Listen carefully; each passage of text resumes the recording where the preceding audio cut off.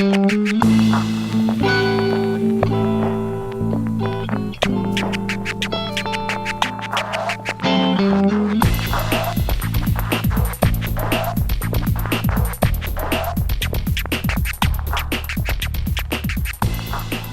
for sharing your integral model.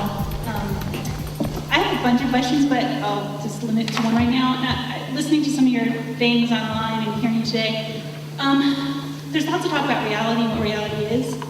And at least now we have this term of virtual reality. Yeah. Do you see that as a door for people understanding that there are multiple realities? And how does that fit into an integral model? And how can integral use this new tool?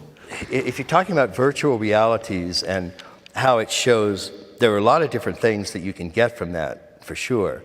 A lot of people think of the Matrix, for example, because what they did was show that you can actually, through super advanced technology, in a sense, broadcast a reality inside a brain in such a way that it can't tell the difference.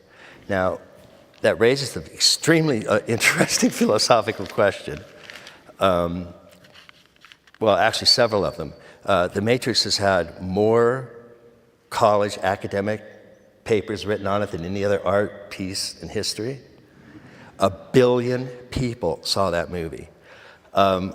Larry Wachowski and I are actually pretty good friends, and Larry is on the board of directors of Integral Institute. I mean, the actual voting board, so he's an intimate part of what we're doing.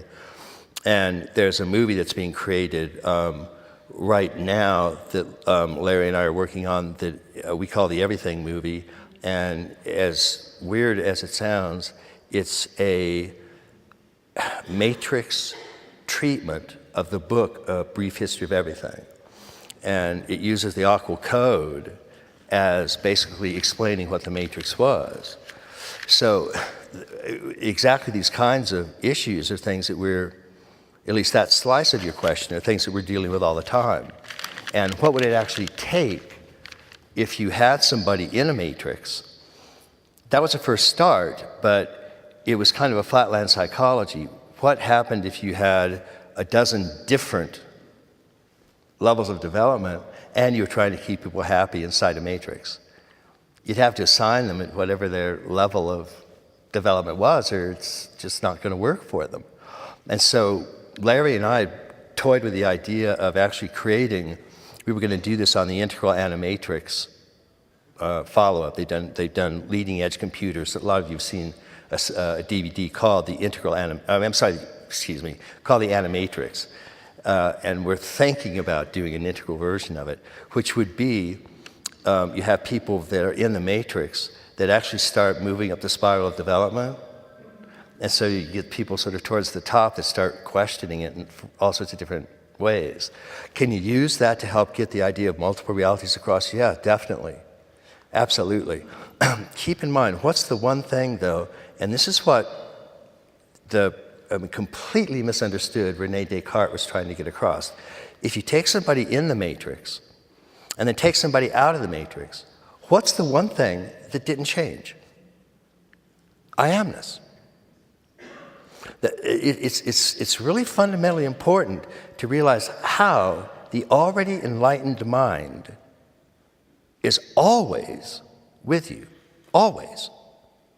There is something in you right now that is conscious of everything, literally. You do have big mind. It is there 24 hours a day. And then, in addition to this non-dual, open, empty, transparent, naturally arising, spontaneous nature of what you are, there's just types of attention and types of identifications, and we identify with objects over here, and we identify with everything except big mind, or non-dual awareness, or the pure witness, or absolute subjectivity. And identified with these small, finite objects, we spend our life in various forms of suffering. And that's the first rule of Buddhism, but it's also the first rule, basically, of any of the traditions. In Christianity, you are born in sin. That never made sense. Did that make sense to you? You're like, but I didn't do anything wrong. I want to. Who can I talk to about this one? And Well, no, Do you have- you just reminded me of something Yeah. that you've spoken about, Yeah. where with advanced forms of virtual reality or whatever, you can act out so many of your lower impulses that they'll become so boring that you might just start to question what is behind everything else. So that just... in the book Boomeritis, one of the things I did was just that. There's very, very serious scientists working on longevity that will tell you very reasonably within 50 years or so, human lifespan could be at least 140. And there are people in Texas pointing out that there's no reason humans can't live to be 200,000 years old. Now, wouldn't it be embarrassing to be like 11 years old and fall off a cliff, and kill yourself? I mean, would you be nervous if you've got 200,000 years to live? I mean, you don't want to be careful in college, with drugs. Don't OD on that. That would look really bad. Any number of things could happen. Don't you think people get a little paranoid in that kind of culture about worrying about what's going to happen to them because you could cut short your 200,000 years? That would be such a bummer. And embarrassing. Can you imagine your tombstone, died 28, But I use that as a sort of a plot gimmick because I actually think there's a great deal of truth to this, that even if lifespan was 200, 300, 400 years, it's just that. 10,000 years. So 5,000 years into your life, you've slept with every single person on the planet. And so every time somebody says, when you slept with your partner, you slept with everybody they've slept with, doesn't matter, everybody slept with everybody. So you've got that going, you're doing psychoanalysis, and the first 3,000 years are on mom.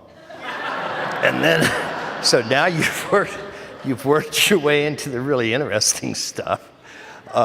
You decide, that you'll take, 100 years and walk the Great Wall of China, and it's astonishing the kind of stuff that would be going on there. I used it as a gimmick to say people would have no choice but to turn inward and explore the unbelievable nature and number of inner worlds that would be basically the only way people could go. And so there was this whole notion about what would happen under those circumstances.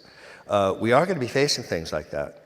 Longevity is projected into at least 120 to 140, and that probably really within about 20 years it's going to start. And it's going to be just a profound reorientation. And the small percentage of people doing this kind of stuff will have a lot more time to do it. And people that are not doing this kind of stuff will have a whole lot of time to do what they're doing. It's just scary every way you look, isn't it?